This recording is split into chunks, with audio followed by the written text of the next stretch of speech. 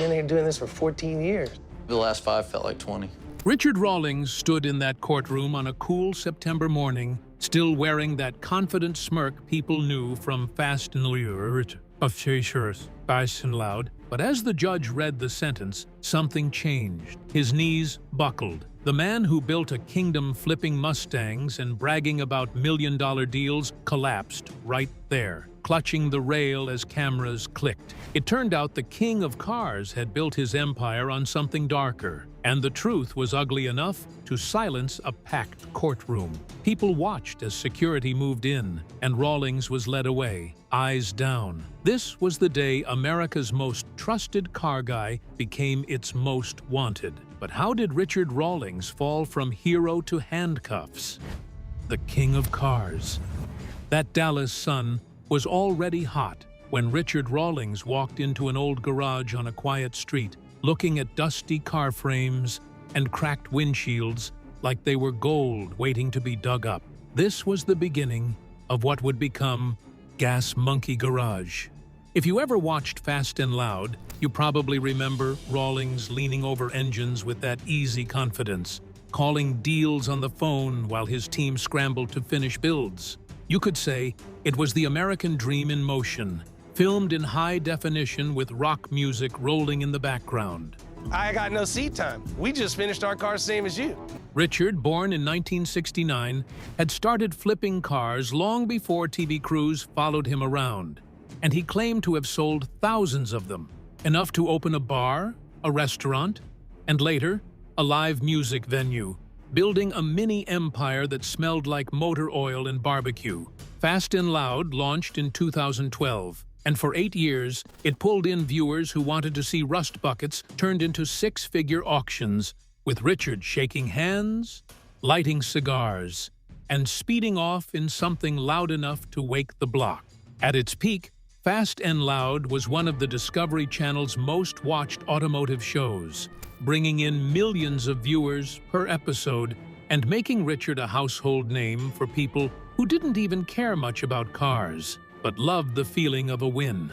Richard played the part perfectly, wearing flashy shirts, rolling into meetings in classic Mustangs, and calling himself the king of cars with a grin that suggested he could get away with it.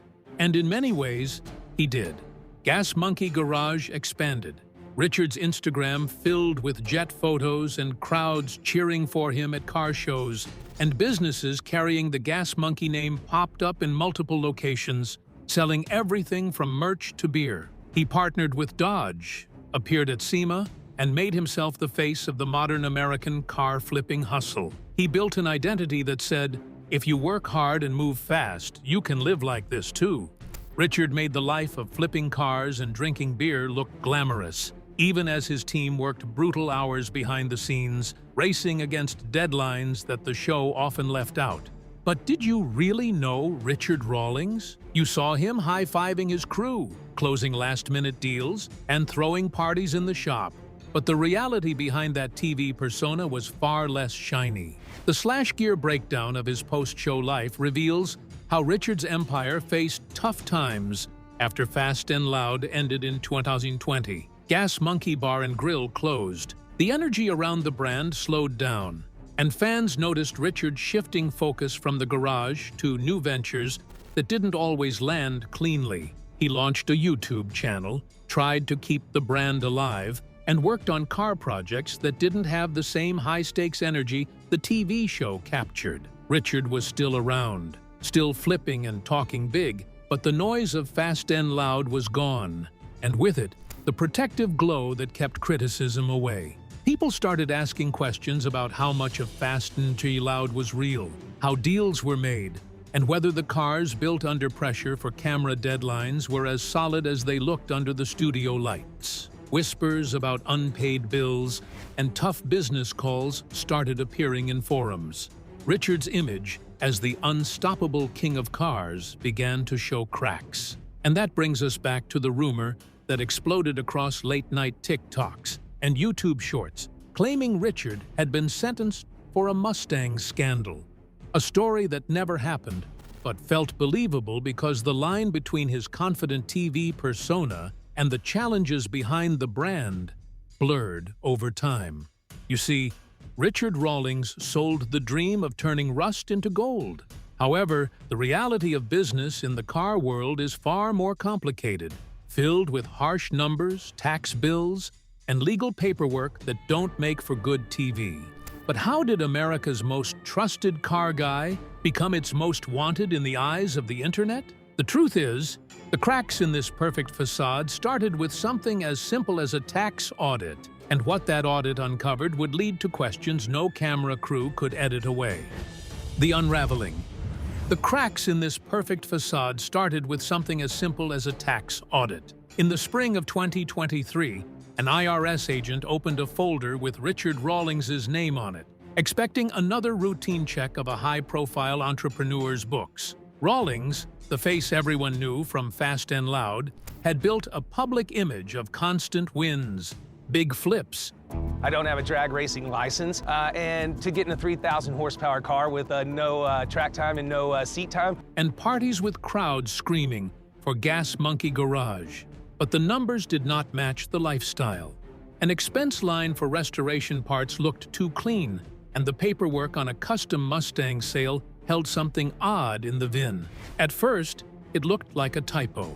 One letter off, maybe a number reversed. But when the investigator checked the VIN against federal databases, the record bounced back, and the system flagged it as non-existent. This was not just a wrong digit on paperwork. It was a VIN that tied back to a car that technically did not exist. The car had been showcased as a rare Mustang build, painted a bright metallic blue, driven to car shows where crowds gathered for photos, and posted on social media with captions celebrating a six-figure flip. Fans remembered seeing Richard behind the wheel, revving the engine, smiling for the camera, promising this was the car that would break auction records.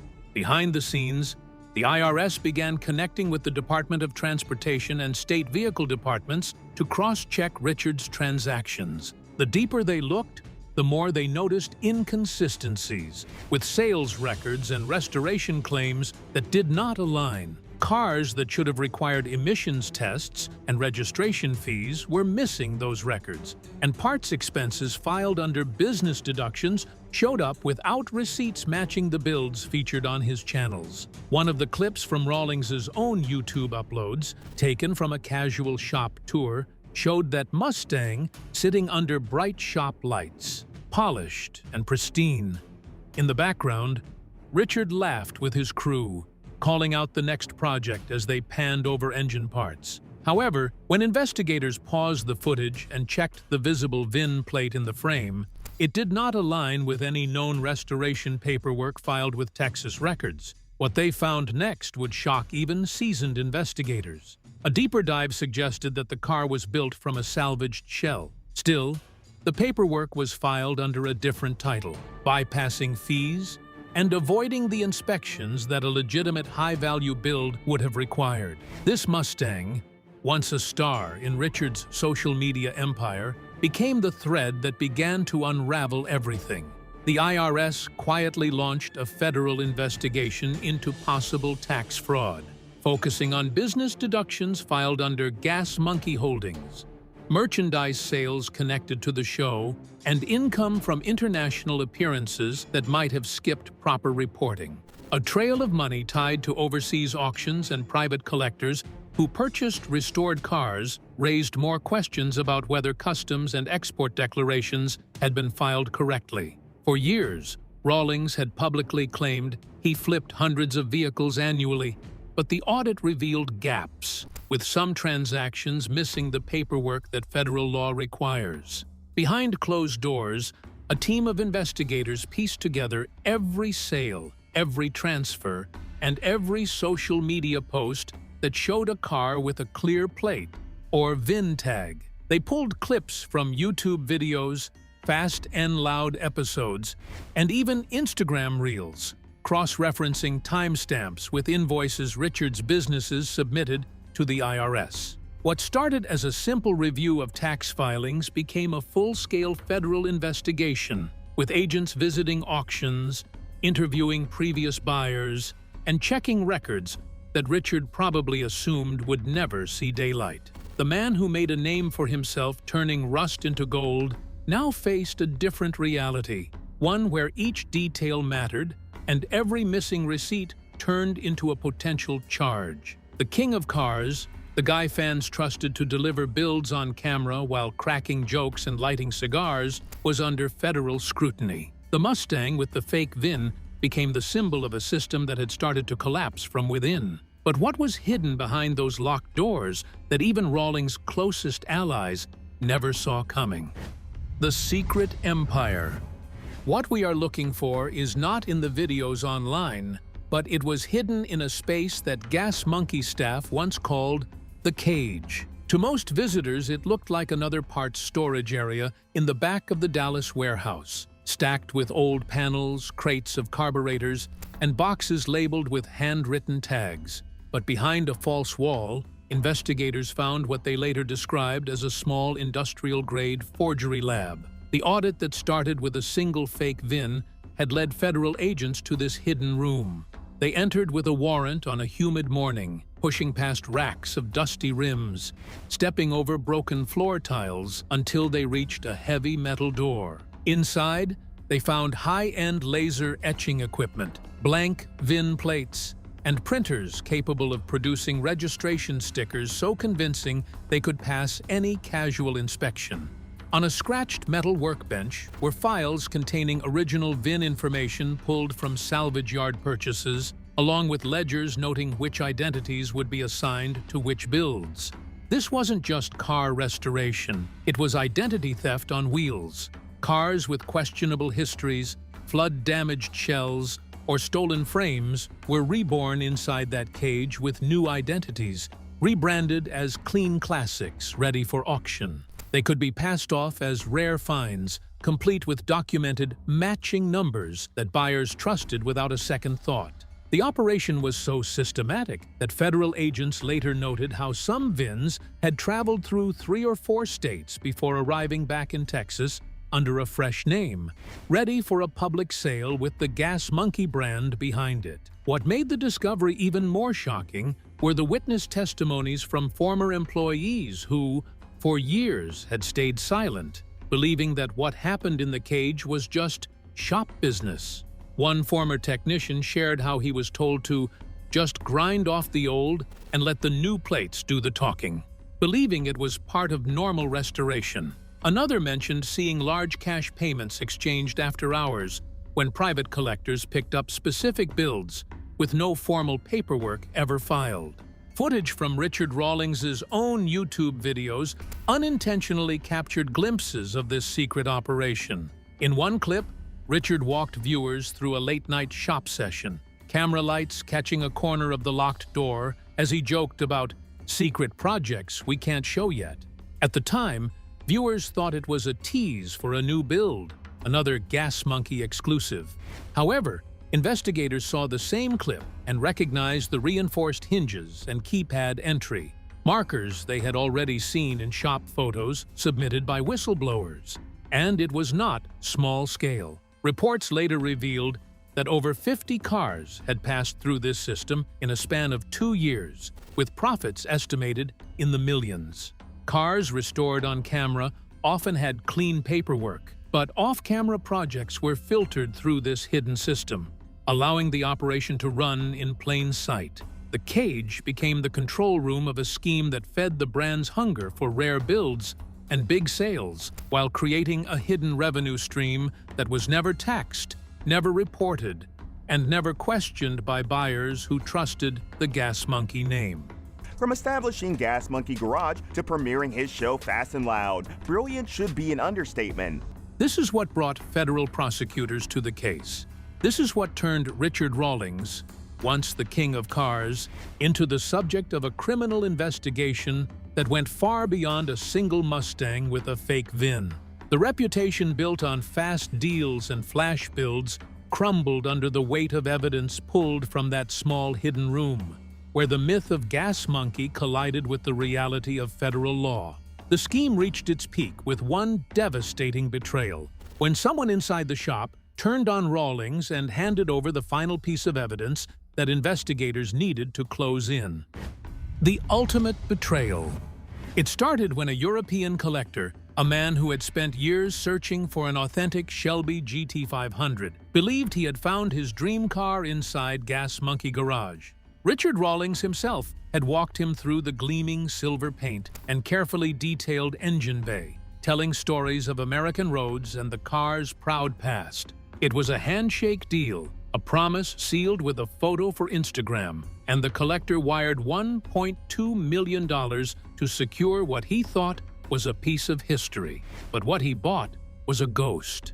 The VN was fake, the papers were forged, and the car's real past was buried under layers of polished metal and flashy marketing.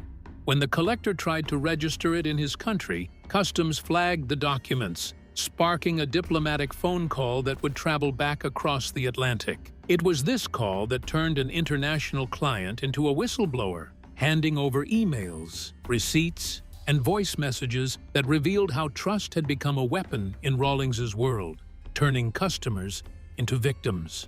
When trust becomes a weapon, no one is safe.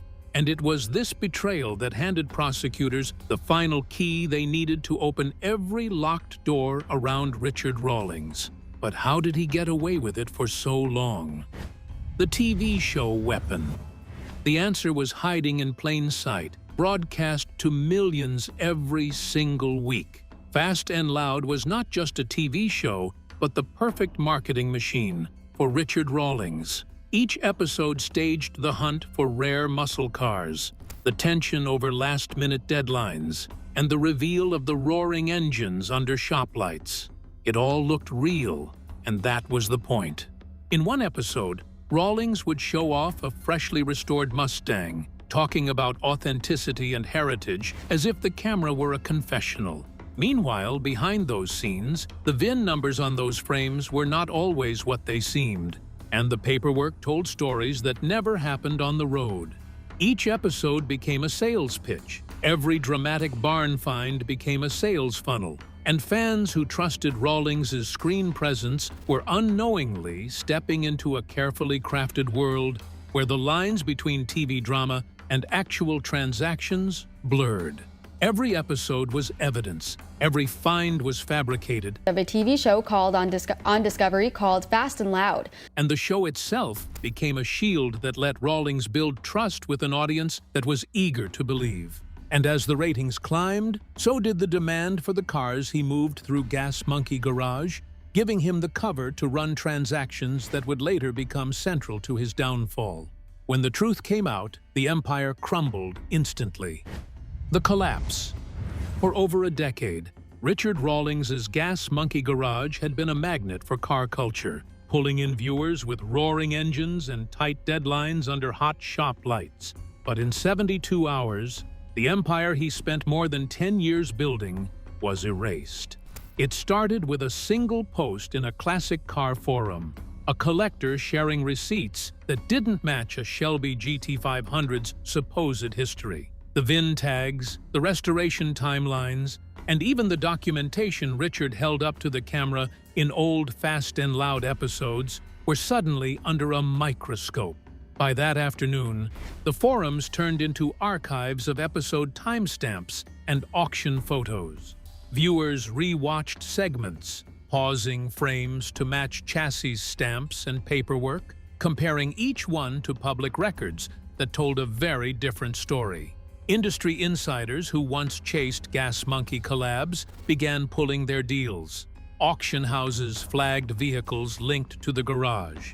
Discovery, once the loudest cheerleader, removed banners from its streaming pages within 24 hours, followed by a brief statement distancing itself from Richard's activities and saying it was reviewing content strategy. Sponsors who had aligned their brands with Richard's brash, Texas-style charisma started quietly removing logos from websites and pulling down social posts. And in the classic car market, He won it after buying a shirt from Dallas-based Gas Monkey Garage. prices on vehicles with Gas Monkey provenance dipped almost overnight. Collectors began calling each other, asking if they had paperwork, and if they had checked the hidden welds and hidden stamps on the frames. Some found hidden numbers that didn't match, realizing their prized investments were at risk of becoming worthless. Others discovered liens tied to cars they thought they owned outright. The market rippled as collectors scrambled to offload or confirm authenticity. Within 72 hours, years of empire building collapsed under the weight of receipts and paused video frames.